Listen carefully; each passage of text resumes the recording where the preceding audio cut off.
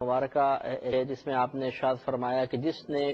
27ویں شب کو قیام کے ساتھ زندہ رکھا تو میں اس کے لیے جنت کی ضمانت دیتا ہوں۔ تو اگر یہ واقعی حدیث اپنے مضمون کے مطابق ثابت ہو تو یہ بہت ہی بہترین حدیث پاک ہے، اور اس سے یہ ثابت ہوتا ہے کہ اگر 27ویں شب کو شب قدر نہ بھی ہو تب بھی اس میں عبادت کرنا بہت ہی زیادہ فضیلت کا باعث ہے۔ اور ہم عام معاشرے میں بھی دیکھتے ہیں، مسلم معاشرے میں اگر آپ بھی غور کریں گے کہ 27ویں میں ایک خاص ذوق کی کیفیت ہوتی ہے۔ ویسے تو یہ یقیناً حدیثوں میں فرمایا گیا کہ شب قدر کو آخری عشرے کی طاق راتوں میں تلاش کرو، اور طاق 21ویں بھی ہے، 23ویں، 25ویں، 27ویں اور 29ویں بھی ہو سکتی ہے، لیکن 27ویں میں ایک ذوق کی کیفیت ہوتی ہے اور کثیر لوگ عبادات کی طرف مائل ہوتے ہیں، لہذا ہو سکتا ہے کہ یہ ممکنہ شب قدر ہو، لہذا ہمیں اس کی قدر کرنی چاہیے۔ اس رات میں جیسے کہ سورہ انا انزلنا شریف میں اللہ تعالیٰ نے خود ارشاد فرمایا کہ یہ وہ رات ہے جس میں قرآن عظیم کو لوح محفوظ سے آسمان دنیا پر اتارا گیا تھا، پھر آسمان دنیا سے دنیا میں وہ قرآن پاک کے جو مضامین ہیں تقریباً 23 سال کی مدت میں مکمل ہوئے تھے، اور اس رات میں حضرت جبرائیل علیہ السلام بہت سارے فرشتوں کے ساتھ دنیا میں تشریف لاتے ہیں، سلامتی، برکت، اللہ تعالیٰ کی طرف سے انعامات لے کر، اور صبح تک یہ رات جو ہے وہ برکت والی ہی رات ہوتی ہے۔ اور اس رات میں عبادت کرنا خود اس سورہ قدر کی نسبت سے ہمیں معلوم ہوا کہ تقریباً 83 سال 4 ماہ کی عبادت کے برابر ہے، کیونکہ 1000 مہینوں کو اگر آپ سالوں میں ڈیوائڈ کر تقسیم کر دیں گے یا کنورٹ کریں گے تو 83 سال 4 ماہ تقریباً بنتے ہیں، کہ جس کی اتنے سالوں کی عبادت کا ثواب اس رات میں عبادت کرنے والے کو حاصل ہو جائے گا۔ بہت سے ہمارے بھائی اور بہن پوچھتے ہیں کہ اس رات ہم کیا کریں، تو ہماری گزارش ہے کہ سب سے پہلے یاد رکھیے کہ جب تک سابقہ گناہوں کی نحوست کا بوجھ نہ اتارا جائے موجودہ عبادت میں لذت، سکون اور برکت حاصل نہیں ہو پاتی۔ یہ ایک راز ہے جس کو سمجھنا چاہیے، جس کو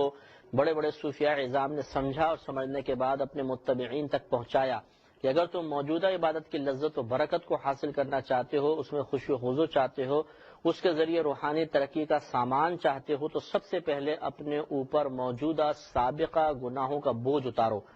اور اس بوجھ کے اتارنے کا بہترین طریقہ توبہ ہے۔ لہذا اس رات ہمیں صدق دل سے اللہ تعالیٰ کی بارگاہ میں اس نظریے کے ساتھ توبہ کرنی چاہیے کہ ہو سکتا ہے آئندہ سال ہمیں یہ رات نصیب نہ ہو، تو یہ رات ضائع نہیں ہونی چاہیے۔ اور توبہ کے بارے میں ہم نے آپ کو بارہا بتایا کہ توبہ 4 شرائط کے ساتھ اللہ تعالیٰ کی بارگاہ میں مقبول ہوتی ہے اور توبہ کہلاتی ہے، ورنہ نہیں ہوگی۔ ان میں ایک یہ کہ گناہ پہلے کیا ہو، یعنی جس گناہ پہ ہم توبہ کرنا چاہتے ہیں وہ ہم سے پہلے سرزد ہوا ہو تب اس پر توبہ ہوگی۔ دوسرا یہ کہ اس توبہ سے پہلے قلب میں شدید ندامت ہو، ندامت، افسوس اور مطلب ملامت ہمیں اپنے آپ کو کرنی چاہیے، اور ہمیں محسوس ہونا چاہیے کہ میں نے غلط کام کیا تھا۔ اس کے بعد یہ توبہ صرف اور صرف اللہ تعالیٰ کے خوف کی وجہ سے ہو، کسی مخلوق کے دباؤ کی وجہ سے، ڈر کی وجہ سے، عزت بچانے کے لیے، مالی نقصان سے بچنے کے لیے، صحت کے نقصان سے بچنے کے لیے توبہ نہ ہو۔ اگر ان مقاصد کے لیے بھی توبہ کی تب بھی عافیت تو ہے، لیکن جس توبہ کے فضائل قرآن و حدیث میں بیان ہوئے وہ توبہ اسی وقت صحیح یعنی کامل توبہ حاصل ہوگی اور فضائل حاصل ہوں گے جب ہم ان شرائط کے ساتھ توبہ کریں گے۔ تو پہلا، سابقہ زندگی میں وہ گناہ کیا ہو، دوسرا ندامت دل میں محسوس ہو، نمبر 3 اللہ کے خوف کی وجہ سے توبہ کی جائے، اور آخری یہ کہ اس گناہ کو آئندہ نہ کرنے کا پختہ ارادہ کرنا۔ اس پہ مزید ہم کلام یہ دیکھیں، صلاۃ التسبیح صرف طاق راتوں میں پڑھنا کوئی لازم نہیں۔ نبی کریم صلی اللہ علیہ وسلم نے جب اس کی ترغیب عنایت فرمائی تو ارشاد فرمایا ہو سکے تو اس کو روزانہ پڑھو، روز نہیں پڑھ سکتے تو ہفتے میں ایک بار، ہفتے میں نہیں پڑھ سکتے تو مہینے میں ایک بار، مہینے میں ایک بار نہیں پڑھ سکتے تو سال میں ایک بار، اور پھر فرمایا ہر سال بھی نہیں پڑھ سکتے تو کم از کم زندگی میں تو ایک بار ضرور اس کو پڑھ لو۔ تو یہ تو مطلق اجازت ہے جب آپ پڑھنا چاہیں۔ یہ بھائی نے پوچھا کہ شب قدر میں باعث فضیلت کوئی ایسا کام بتائیے جو سب سے زیادہ فضیلت والا ہو،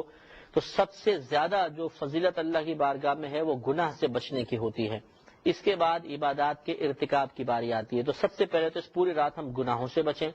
دوسرا یہ کہ اس میں توبہ کریں، جیسے کہ میں بھی ترغیب عرض کر رہا تھا کہ اپنے سابقہ گناہوں سے توبہ کریں۔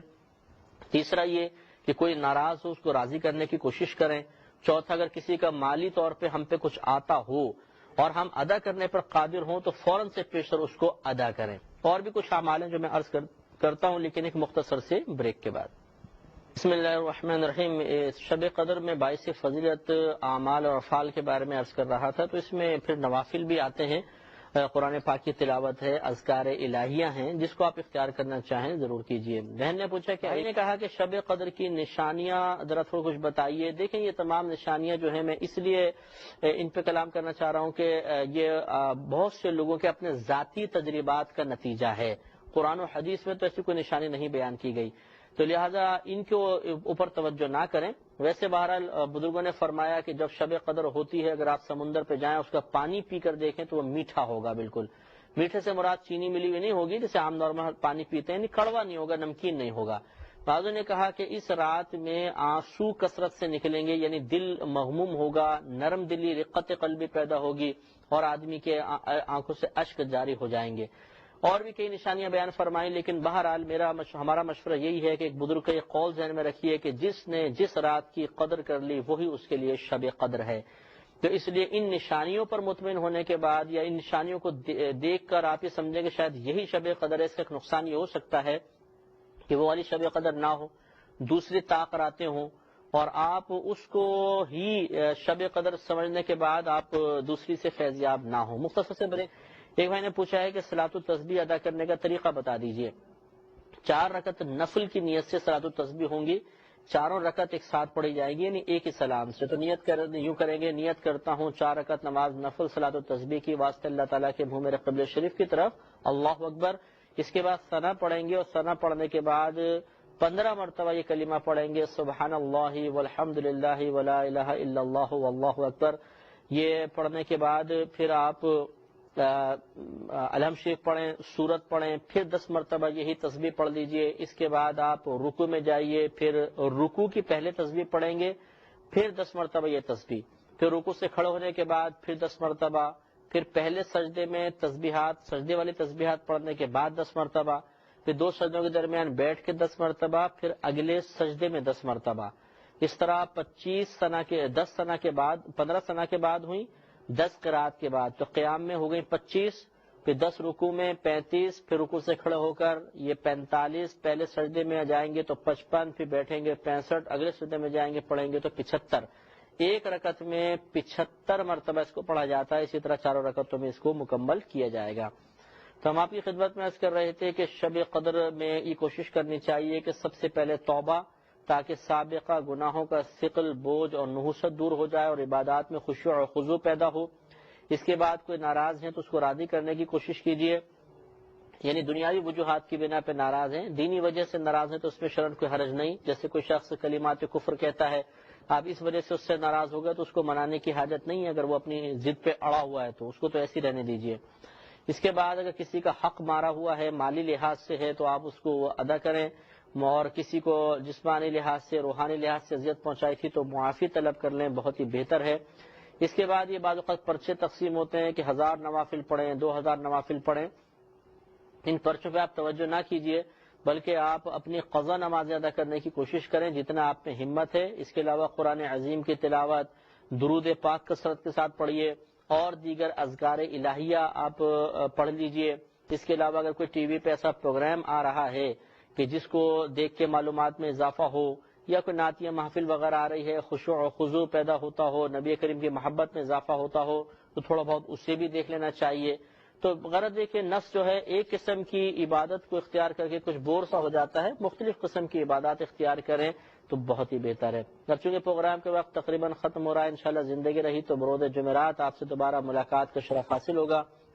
اس وقت تک کے لیے اپنے میزبان کو، ہماری کیو ٹی وی کی پوری ٹیم کو اور دبئی میں ہم سے تعاون کرنے والے بہت سارے بھائیوں کو اجازت مرحمت فرمائیں۔ آپ ہمارے لیے دعا کیجیے۔